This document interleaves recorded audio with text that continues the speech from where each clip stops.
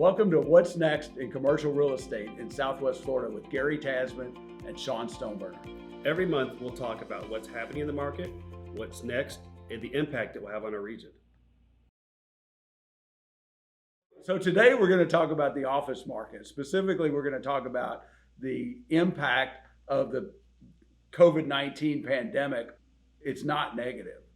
In fact, we just got our data from our research team, and we have just literally published our 2020 Q2 MarketBeats, and I think there's some very interesting information in there. Pre-pandemic, we were looking at a 3% unemployment. Within a matter of 2 weeks, we jumped up to 14.5%. The interesting part is that the office market only saw a 5% unemployment. So really what you're saying is the unemployment rate only went from 3 to 5%. And I would suggest that the reason for that is in these times of horrific external events, Southwest Florida ends up being a flight to safety. And much like 9/11 in 2001, where we saw a very rapid spike in population growth, which led to job creation, which led to a housing boom, which ultimately led to an overheating of our local economy.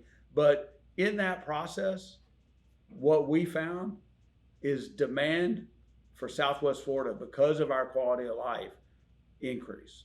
Yeah, and we're actually seeing positive absorption in the office market.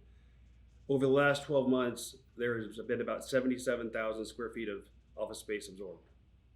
Which means today we have 77,000 square feet less space.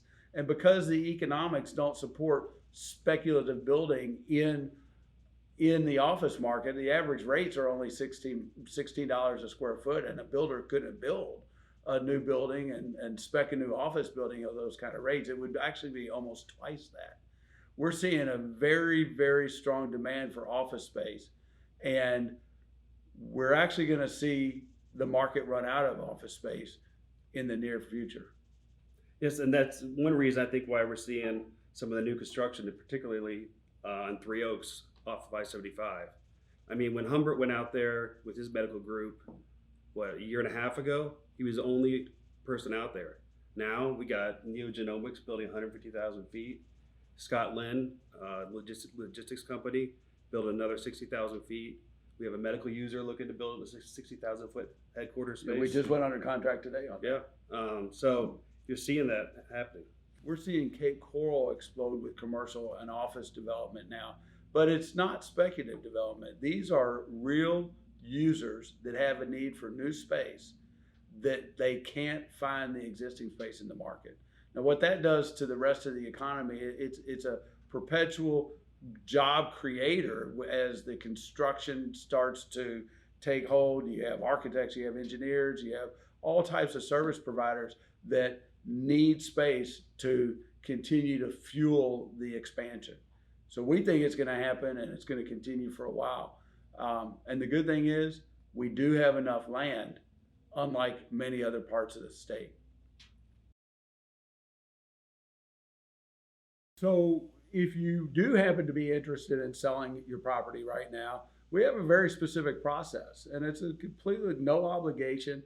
It's just a matter of us learning about your property and then comparing it to other properties like it in the market through our proposal process. So really what we do is we study your property. It doesn't take that long because there's a lot of public record. We need to inspect the property. If it's generating income right now, we need basic financial information about the property.